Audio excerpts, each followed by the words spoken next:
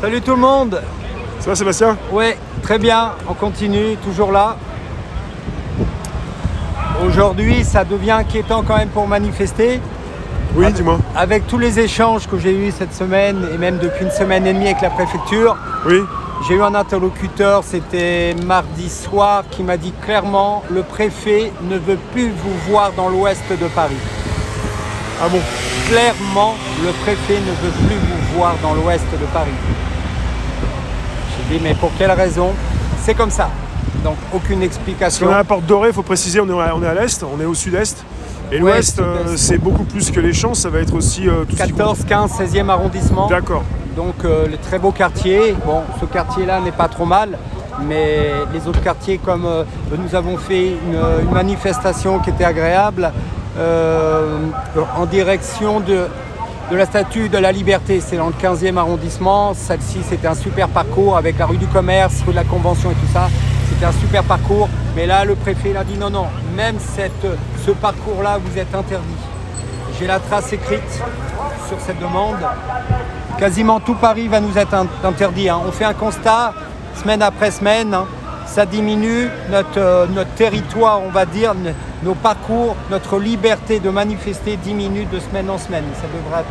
Ça devient très inquiétant. Il n'y a pas eu de précision pourquoi il ne veut plus que les Gilets jaunes soient sur la partie ouest de Paris? Non. Alors bon, là, j'étais au téléphone quand il m'a dit ça, donc est-ce qu'il s'est méfié? Je ne sais pas. Mais bon, voilà, ça c'est une déclaration de la préfecture, le message est passé. On va se battre pour regagner ces quartiers, ces beaux quartiers, parce que marcher devant un cimetière, marcher devant un stade de foot, ça n'a aucun intérêt. Mais ça veut dire que quelque part, il faudrait peut-être, moi je pose la question, mais il y a des zones interdites, parce que la préfecture de Paris, régulièrement, quand elle ne veut pas que les Gilets jaunes soient sur les Champs-Élysées, précise que les Champs-Élysées sont interdits. Il y a des zones interdites qui n'ont pas encore été précisées, mais c'est quand même quelque chose qui n'est pas dit officiellement. Ça a été entre vous. Alors, ce n'est pas dit officiellement, oui, parce que j'ai eu le refus justement d'arriver sur une demande, sur un itinéraire que j'ai demandé. Et là, ça m'est retourné quelques heures après, en raison de ça. Je pense que je vais mettre publiquement justement tous mes échanges. Ce sera la première fois, mais ça me paraît très important que le citoyen puisse voir la transparence entre le ou les déclarants et le gouvernement. Parce que quand on parle de préfecture, il y a derrière un préfet, il y a le ministre de l'Intérieur et il y a le président. Donc ce n'est pas mon interlocuteur qui prend des décisions, c'est beaucoup plus haut. Tu es face à des personnes qui exécutent et elles te disent « ça on peut pas monsieur ». Voilà, et c'est pour ça, si je publie vraiment sur mon Facebook, et pourquoi pas, j'ai ramené sur moi, j'ai photocopié justement tous ces échanges depuis le début, il y a plus d'une semaine et demie, 10 jours exactement, jusqu'à la fin, l'acceptation de ce parcours. J'ai tout imprimé, donc c'est à la portée de tout le monde. Ici, c'est juste normal, ça s'appelle de la transparence. J'ai tout à disposition. Je vais voir tout à l'heure, mais j'ai qu'un clic à faire pour envoyer tous les échanges et comment je réfute. Parce qu'on ne peut plus accepter ça. Et je vous invite à aller voir, mais je pense que je vais l'enclencher tout à l'heure. Sur mon Facebook, 2 fois Sébastien, et vous allez voir un peu, c'est tous ces motifs qui ne sont pas légitimes. Parce qu'il y a un appel à détruire, parce qu'il y a des éléments radicaux qui vont venir. Mais ah oui, il y a Vigipirate également. Mais tous les Vigipirate, c'est enclenché depuis un certain temps. Vigipirate, oui, c'est pas nouveau. Mais tous les motifs. Alors ça veut dire, vous voyez, tout est contradictoire. Vigipirate dans le 15e, 16e, mais là il n'y a pas Vigipirate. Ça veut dire que ces personnes-là peuvent éventuellement avoir un attentat. C'est pas grave alors, parce que quand il y a un Vigipirate, il est partout, il est dans tout Paris.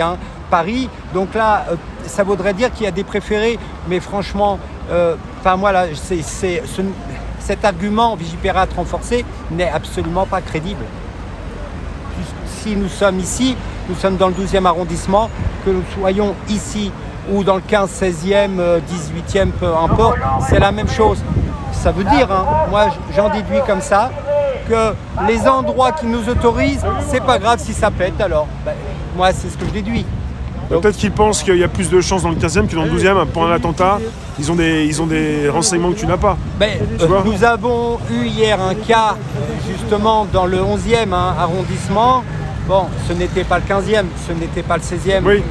Donc voilà. Et entre parenthèses, les amis, reprenez les vidéos de tous ces merdias.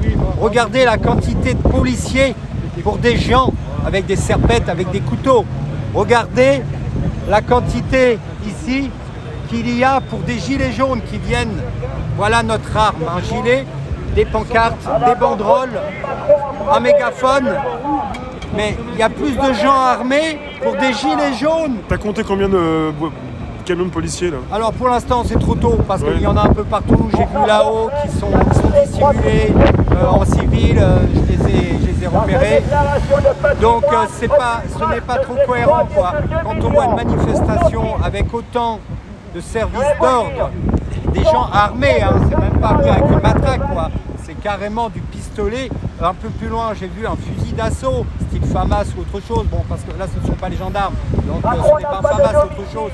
Mais c'est franchement avec un chargeur, mais de 15 ou 20 cm, avec des dizaines de balles de 10 cm. Mais enfin, ça n'a pas de sens, quoi.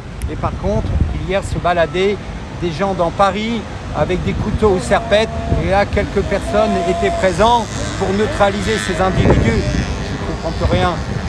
Alors quelque part c'est bon signe, ça veut dire que le gilet jaune fait peur. Vous voyez, le gilet jaune n'a pas d'arme, c'est la couleur visiblement qui fait peur.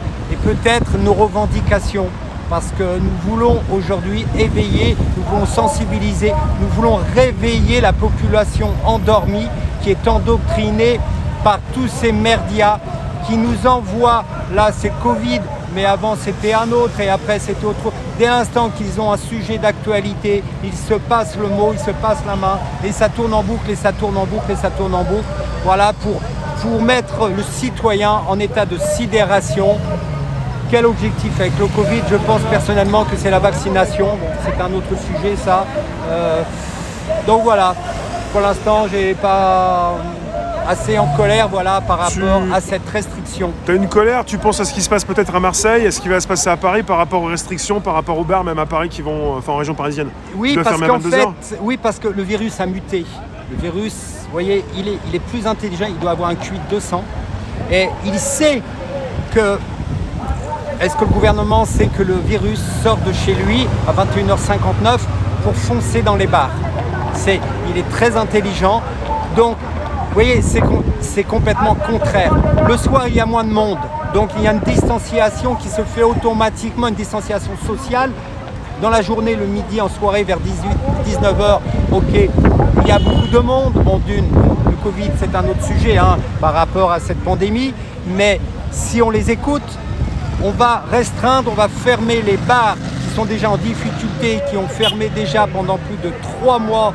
Ils ont une trésor, ils se sont endettés, mais pendant ce temps-là, leur loyer, je sais pas, c'est peut-être un manque à gagner le soir de 10, 15, 20%, 25%, je ne sais pas, je n'ai pas les chiffres, mais ça me paraît très logique, à peu près entre 10 et 20%.